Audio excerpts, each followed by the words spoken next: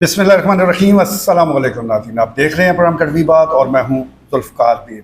नाज़रीन, चकवाल में जो मानसून बारिशों का पहला स्पेल था और उसके बाद जो तबाही के मनाजर हमारे सामने आए, अब तो लोग बारिश की जैसे ही पेशनगोई होती है खौफज़दा हो जाते हैं। वो कहते हैं ना कि दूध का जला छाछ को भी फूंक फूंक कर पीता है।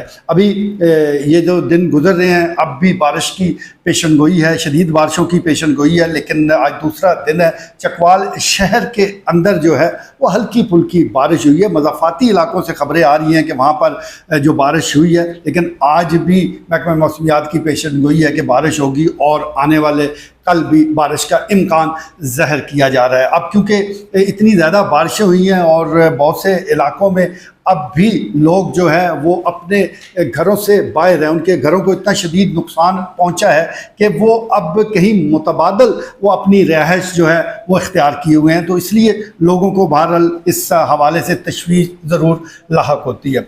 जहाँ तक उस तबाही का ताल्लुक है, तो मैं समझता हूँ कि इस वक्त एक जो चीज़ वो हमें उसमें कमी नज़र आ रही है वो है अवेयरनेस, वो है मालूमात, वो है आगाही कि जो जो जो सड़कें तबाह हुई हैं, जहाँ पर गाड़ियों का जाना मुमकिन नहीं रहा, तो कम से कम उसके बारे में मालूमात दी जाए। हम डुम्मन पुल का ही जिक्र कर लेते हैं। चलें, जो लिंक रोड है उनको तो छोड़ दें। डुम्मन पुल जो है वो मरकज़ी शाहराह पर वाक़ा है। यही वो सड़क है जो कि जेलम्स के साथ कनेक्ट करती है, दीगर और इलाकों से भी इस तरफ से होकर लोग जाते हैं। यहाँ पर अब स्टील का पुल कायम कर दिया गया है। आर्जी तौर पर छोटी गाड़ियों के लिए इसको पुल को खोल दिया गया है, लेकिन बड़े पैमाने पर जो आगाही देने की बात थी कि जो लोडर गाड़ियां हैं, जो ट्राले हैं या सामान लादे, जो भी भारी भरकम वो व्हीकल्स हैं, वो इस रोड का रुख ना करें क्योंकि वो पुल से नहीं गुजर सकती। अब भी देखा जा रहा है कि कई ऐसी गाड़ियां वहां पहुंच जाती हैं, फिर उनको वापस किया जाता है, तो उनके लिए भी परेशानी बनती है। तो ज़रूरत समर की है कि इस हवाले से भी मकामी इंतज़ामिया भी अपना किरदार अदा करे। साथ साथ मीडिया की तो ये ज़िम्मेदारी है और हम अपने प्लेटफार्म से उन तमाम लोगों को बता रहे हैं कि जिन्होंने इस रोड से, यानी जेलम रोड से, चाहे वो जेलम की तरफ से आ रहे हों, चाहे वो चकवाल से जेलम जा रहे हों, तो डुम्मन पुल जो है वो भारी गाड़ियों के लिए अब भी बंद है। हाँ, कार है, हाईएस है, तो उसके लिए ये रास्ते खोल दिए गए हैं। दूसरा अहम मसला, जो तबाही और बर्बादी की दास्तानें हमारे सामने आई, तो अब लोग ये तवक्को कर रहे हैं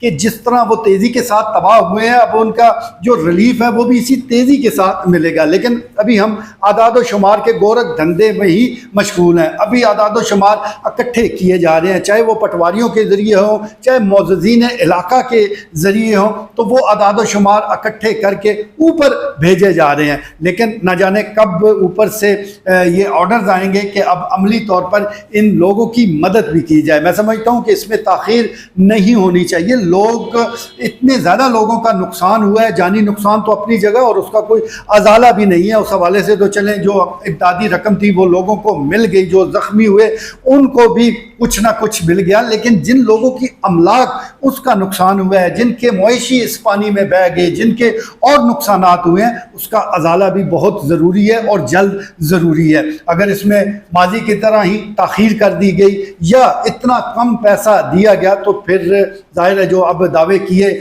जा रहे हैं वो हवा में उड़ जाएंगे। वज़ीर आला यहाँ तशरीफ़ लाएँ, गवर्नर साहब तशरीफ़ लाए, दोनों शख्सियात ने यह वादा किया कि आप बेफिक्र हो जाएं, इंशाल्लाह चकवालियों की मदद की जाएगी। लेकिन अभी चकवाल वाले लाहौर की तरफ देख रहे हैं, बार बार देख रहे हैं, आस लगाए, उम्मीद लगाए देख रहे हैं कि कब वहाँ से कोई ऐसा ऑर्डर आए कि जिसमें उनकी अमली तौर पर जो है वो मदद हो सके। चकवाल शहर के अंदर मोहल्ला भटियाँ, कोट सरफराज, मोहल्ला इस्लामपुरा और दीगर कई मोहल्ला जात मुतासर हुए हैं। इसी तरह समनाबाद, तकिया शाह मुराद, वहाली ज़ेर, वहाली बाला, लिलियाँ और दीगर और कई इलाके हैं कि जो बुरी तरह मुतासर हुए हैं। इसके साथ साथ एक और अहम काम करने वाला है और वो सड़कों की जल्द तामीर है, और या उसको इस काबिल बनाना है कि लोग छोटी गाड़ियों के ज़रिए ही से कम से कम उस पर सफ़र कर सकें। इसी तरह इस बारिश के दौरान, इन रेलों के दौरान निजी जो डैम्स हैं जहाँ मछली पाल हजरात ने अपने कारोबार कर रखे थे, उनको शदीद नुकसान पहुँचा है। अब मैं समझता हूँ कि इस हवाले से ज़रूर मुकम्मल तौर पर अदाद शुमार इकट्ठे होने चाहिए कि इस ज़िले में डैम मौजूद कितने हैं, उसकी पोजीशन